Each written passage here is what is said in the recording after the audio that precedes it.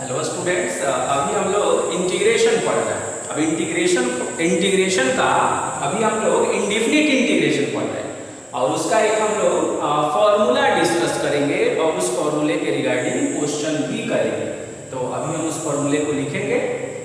तो अभी हम लोग पढ़ क्या रहे हैं? अभी हम लोग पढ़ रहे हैं इंडेफिनिट इंटीग्रेशन। और इंडेफिनिट इंटीग्रेशन में एक बहुत ही फेमस फॉर्मूला है। तो सबसे पहले उस फॉर्मूले को हम लोग देखते हैं।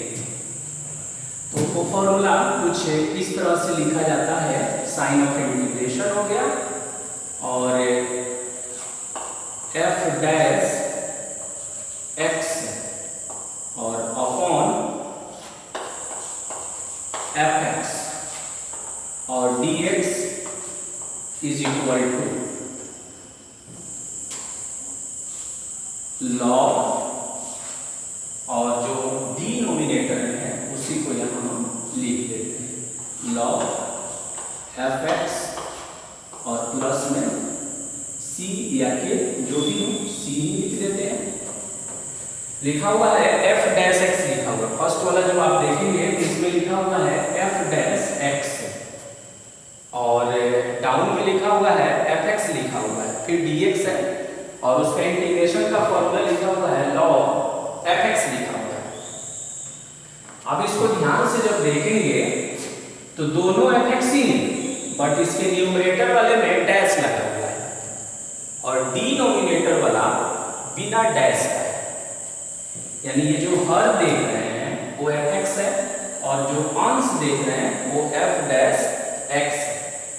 फिर यहाँ पर डी एक्स है और उसका इंटीग्रेशन में लॉग और मोड है एफ एक्स है और प्लस में सी लिखा हुआ है। ओके, तो अब है कि इस फॉर्मूले को डिस्कस कैसे किया गया, कैसे इसको डेवलप किया गया। तो पहले इसको हम लोग डिस्कस करेंगे और तब इसके रिगार्डिंग हम लोग क्वेश्चन करेंगे। ओके, तो हम लोगों ने पढ़ा है कि जिस फंक्शन को हम इंटीग्रेट करते हैं उसे हम इंटीग्रैंड बोलते हैं।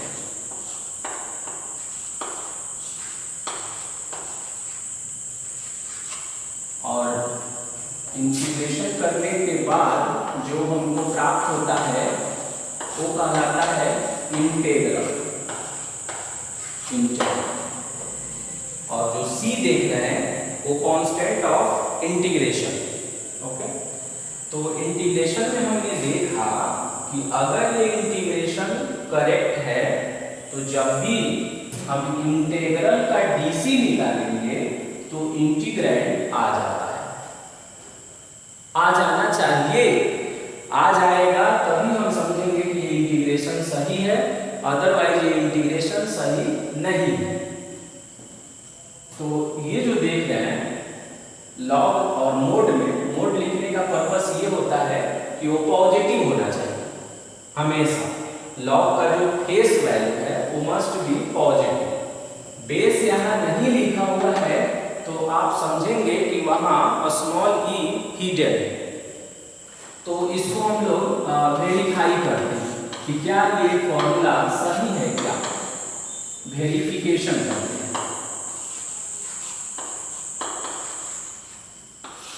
वेरिफिकेशन का जो डायलॉग चलता है कि डीसी ऑफ इंटीग्रल,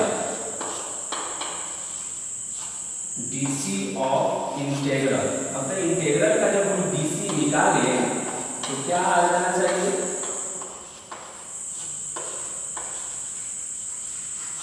इंटीग्रैंड आ जाना चाहिए। तब हम समझते हैं कि वो रिजल्ट जो है वो ट्रू है। ओके, तो इंटीग्रल का जो है हम डीसी निकालेंगे। तो डीसी मतलब कि उसको डिफरेंशिएट करेंगे और चूंकि ये फंक्शन x है, फंक्शन जो है x के फॉर्म में है तो d बाई डी एक्स करेंगे और यहाँ लिखेंगे लॉग और मोड में लिखेंगे एफ एक्स और ब्रैकेट क्लोज। अब इसका डीसी निकालेंगे।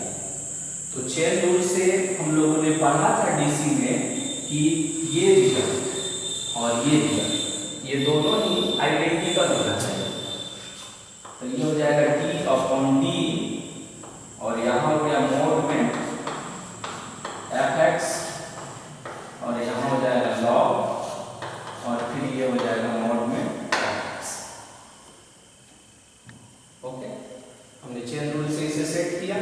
और फिर क्या करेंगे, जब ये स्टेप हम कर लेते हैं तो यहाँ पर देखिए dfx है। अब इसको रिमूव करने के लिए हम क्या करेंगे कि dfx लिखेंगे और अपॉन में कितना लिखेंगे, dx लिखेंगे। अब इसको देखेंगे तो log x का dc होता है 1/x और x का काम कौन कर रहा है, तो मॉड में fx कर रहा है। और fx को जब हम डिफरेंशिएट करेंगे तो f डैश x होगा।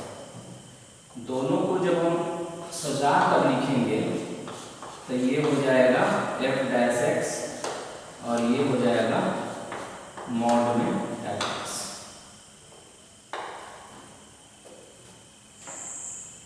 f डैश x और अपॉन में कितना हो जाएगा, मॉड में fx। और वही रिजल्ट यहाँ आपको दिख रहा है, यहाँ पर जब देखेंगे आप तो वही रिजल्ट दिख रहा है। यहाँ पर हम मोड को थोड़ा लूजली बिहेव करते हैं, यहाँ से मोड को रिमूव भी कर सकते हैं अभी, क्योंकि अभी तो इसको डिफरेंशिएट कर रहे हैं हम। तो आप ऐसा भी समझ सकते हैं यहाँ पर मॉडुलस का सिंबल जो है नहीं है अभी फिलहाल, लेकिन वो हमेशा हमको ध्यान रखना चाहिए कि लॉग का जो फेस वैल्यू होता है वो हमेशा पॉजिटिव होना चाहिए। लॉग का फेस वैल्यू हमेशा पॉजिटिव होना चाहिए, इसीलिए वहां पर हम मॉडुलस जो है यूज करते हैं। ओके, तो हमने इसे हटा दिया, अभी मॉडुलस। तो देखिए अब इसे ना ध्यान से देखिए तो आपको मालूम चलेगा कि जब हमने इंटीग्रल का डीसी निकाला तो क्या आ गया, इंटीग्रैंड आ गया। इट मीन्स कि ये फॉर्मूला सही है, जो हमने इंटीग्रेशन का फॉर्मूला लिखा वो फॉर्मूला जो है करेक्ट है। तो कोई भी फंक्शन को, किसी भी फंक्शन का जब आप इंटीग्रेशन करते हैं तो आप देखेंगे ना कि उसकी इंटीग्रेशन करने के बाद जो प्राप्त होता है उसका डीसी निकालने के बाद ये इंटीग्रैंड आ जाना चाहिए, तब हम समझेंगे कि वो करेक्ट है। अब इसके रिगार्डिंग एक और हम सिंपल डिस्कशन करते हैं। ओके, इसका एग्जाम्पल एक यूज करके हम आपको दिखाते हैं कि इस फॉर्मूले को हम यूज कैसे करते हैं। अब मुझे मान लीजिए कहीं पर ऐसा इंटीग्रेशन लिखा हुआ है 1/x और dx लिखा हुआ है, इसे इंटीग्रेट करना है। तो जब हम इसे इंटीग्रेट करेंगे तो हमने इसको, इस इंटीग्रल को हमने कैपिटल I मान लिया, तो आप देखेंगे कि इसको ऐसे लिख सकते हैं, यहाँ पर 1 लिखा हुआ है तो इसको हमने ऐसे लिख दिया dc ऑफ x और अपॉन में x और यहाँ पर हमने dx लिख दिया। लिख सकते हैं इसको, कैसे लिख सकते हैं, तो देखिए x को जब आप डिफरेंशिएट करेंगे तो कितना आएगा, 1 आएगा। तो देखिए यहाँ 1 परसेंट है क्योंकि x का dc 1 होता है x के रेस्पेक्ट में, इसीलिए 1 की जगह पर हमने लिख दिया dc ऑफ x लिख दिया।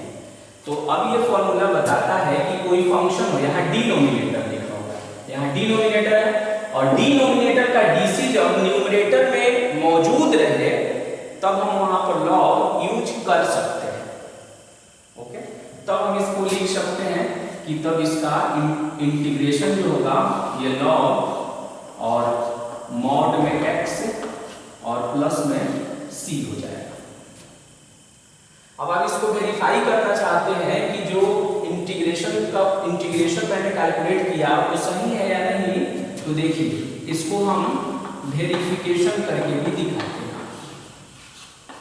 तो वेरिफिकेशन में मैंने क्या बोला था वहां पर कि इंटीग्रल का डीसी निकालिए, डीसी ऑफ इंटीग्रल,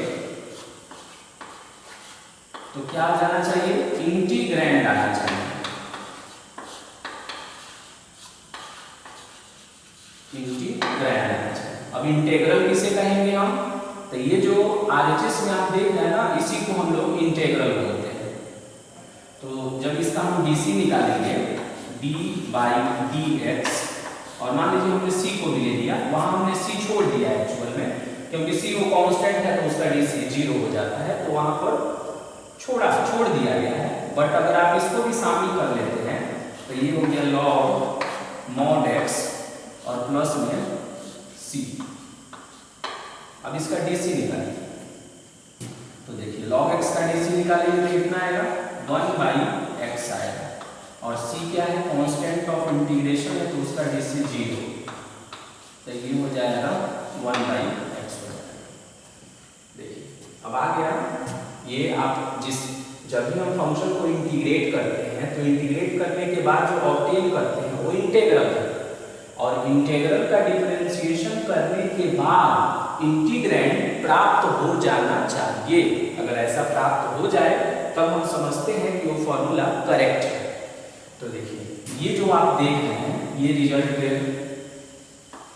जो रिजल्ट आपने प्राप्त किया यहाँ पर, तो ये क्या है आपका, ये है इंटीग्रल, शॉर्ट में हमने लिख दिया इंटीग्रल। तो इंटीग्रल को डिफरेंशिएट करने के बाद ये प्राप्त होना चाहिए, और इसको हम क्या बोलते हैं, इंटीग्रैंड बोलते हैं। तो देखिए इंटीग्रल को जब हमने डिफरेंशिएट किया तो इंटीग्रैंड प्राप्त हो गया, इट मींस कि ये सही है, यानी जो हमने इंटीग्रेशन बनाया है वो करेक्ट है। इस तरह भी हम वेरिफिकेशन सोच सकते हैं। अब हम लोग इसका और भी यूज देखते हैं। इसके हेल्प से अब मुझे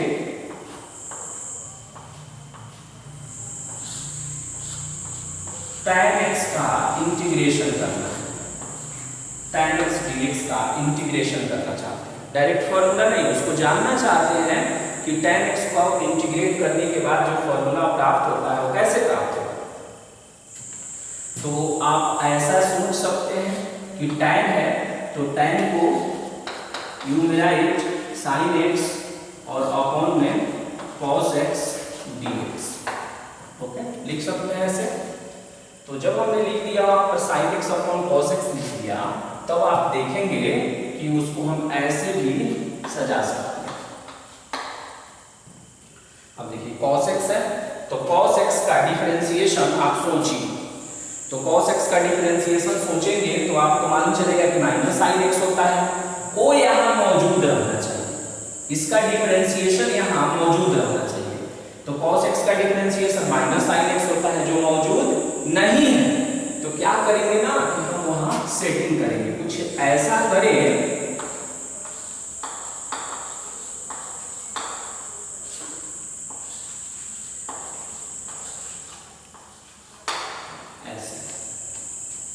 देखिए। अब इसका डिफरेंशिएशन वहां मौजूद है, अब हम इसमें लॉग यूज कर सकते हैं, या इसको एक बार हम ऐसे लिख सकते हैं कि माइनस, और ये जो माइनस में sin x है इसको हम ऐसे लिख सकते हैं कि dc और जो डिनोमिनेटर में रहेगा यानी हर में जो रहेगा तो cos x हो गया और अपॉन में cos x हो गया और dx हो गया, इज इक्वल टू, तो हो गया माइनस। जब इसका DC यहाँ मौजूद हो जाएगा तो क्या हम लोग यूज करते हैं कि माइनस और मोड, और डिनोमिनेटर में जो होगा उसे हम यहाँ लिख देते हैं और प्लस में हो जाएगा c, हो गया। इसी को हम लोग याद करते हैं कि tan x का integration minus log cos x होता है, यानी ये फॉर्मूला हम तभी यूज कर सकते हैं जब इसका DC यहाँ मौजूद रहेगा। वही बात यहाँ भी लिखा हुआ है कि यहाँ है fx और यहाँ लिखा हुआ f'(x), तो f'(x) इसका DC बताता है। तो जब भी हर वाले का DC अंश में मौजूद रहेगा तब हम वहां पर लॉगरिथम यूज करते हैं, और लॉगरिथम का फॉर्मूला कैसे है, तो लॉग और हर में जो लिखा रहेगा उसी को हम मॉडुलस में लिख देते हैं। तो यहाँ पर देखिए लॉग और हर में क्या लिखा हुआ है cos x, इसी को हमने मॉडुलस में लिख दिया और यहाँ हो गया माइनस। इसी फॉर्मूले को आप देखेंगे कि बहुत सारे बुक में इसको ट्रांसफॉर्म करके भी दिखेगा। अब लॉगरिथम का प्रॉपर्टी अगर इस पे यूज करें तो इसको ऐसे भी लिख सकते हैं -1 और लॉग और मॉड में cos x और प्लस में c। लॉगरिथम की प्रॉपर्टी से जानते हैं कि जो यहाँ रहेगा वो इसका पावर बनेगा, तो ये हो जाएगा लॉग और ये हो गया cos x का पावर -1 और प्लस में हो गया c, हो गया log, और ये हो जाएगा 1/cos x और प्लस में c, तो 1/cos x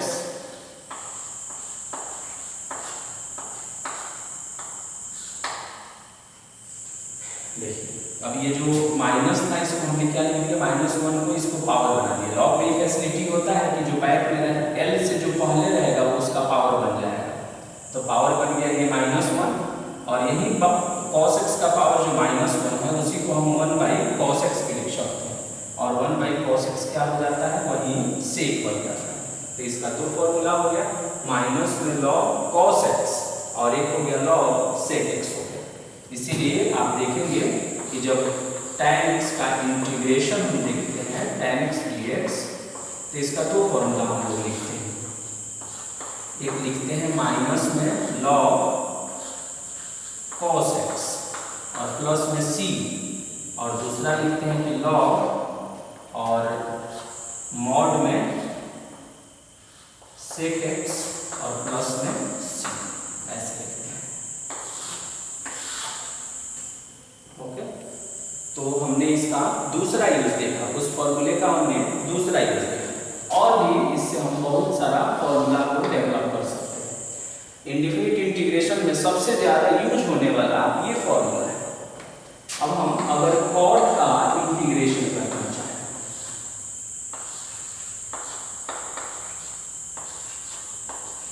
cot x dx, तो cot को जब हम इंटीग्रेट करेंगे तो अगर मुझे फॉर्मूला नहीं आता है, इसका फॉर्मूला हम डेवलप कर रहे हैं, तो cot को लिख सकते हैं cos x और अपॉन में sin x dx। साइन का डिफरेंशिएशन सोचिए क्या होता है, तो साइन का डिफरेंशिएशन सोचेंगे ना तो तुरंत आपके दिमाग में आएगा कि cos x होता है, तो cos x को देखेंगे कि अंश में मौजूद है या नहीं, तो मौजूद है, एग्जैक्ट उसी तरह मौजूद है। इसका मतलब ये हुआ कि cos x की जगह पर हम लिख सकते हैं कि dc ऑफ sin x, यानी इसको हम लिख सकते हैं कि ये sin x का डिफरेंशिएशन है, और अपॉन में कितना हो गया sin x dx। dc of sin x का मतलब ये हुआ cos x।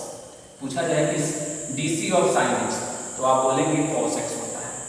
अब देखिए ये फिट हो गया फॉर्मूले पर कि कोई डिनोमिनेटर में फंक्शन है और उस फंक्शन का डिफरेंशिएशन ऊपर में मौजूद है, तो क्या करता है कि तब हम लॉग यूज कर सकते हैं, तो लॉग और मॉड में sin x और प्लस में c, तो इस तरह हमने cot का भी फॉर्मूला बना दिया कि cot x dx, यानी cot का जब हम इंटीग्रेट करते हैं तो ये होता है कि log और मॉड में sin x और प्लस में c।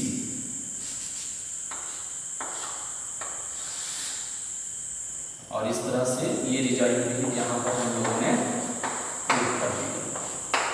ये मेरा इसका आंसर हो गया, या यूं कहें कि cot x का फॉर्मूला हमने बना दिया log sin x। tan x का याद रखेंगे तो दो याद रखेंगे, अगर माइनस के साथ बोलेंगे तो माइनस log cos x बोलेंगे, और अगर माइनस के साथ नहीं बोलेंगे तो सिर्फ जो है log sec x बोलेंगे।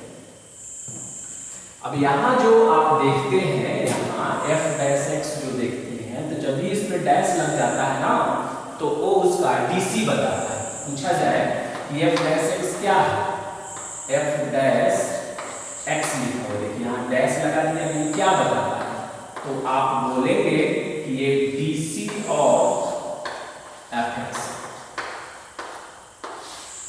शॉर्ट में बस इसको ये, यानी ये फॉर्मूला ऐसे है f dash x upon fx dx is equal to log fx।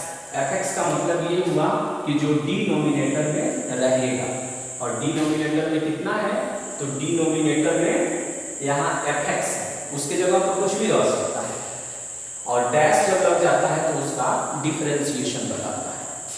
तो जब तक हम उस फॉर्मूले पर सेट कर लेते हैं तब उस फॉर्मूले को हम यूज करते हैं। और इसमें हमने क्या दिखाया, ये जो फॉर्मूला बना है ये करेक्ट है कि नहीं, तो तो जिस फंक्शन को हम इंटीग्रेट करते हैं, बार बार बोल रहे हैं, उसको हम इंटीग्रैंड बोलते हैं। और इंटीग्रेशन करने के बाद जो ऑब्टेन होता है उसे हम इंटीग्रल बोलते हैं।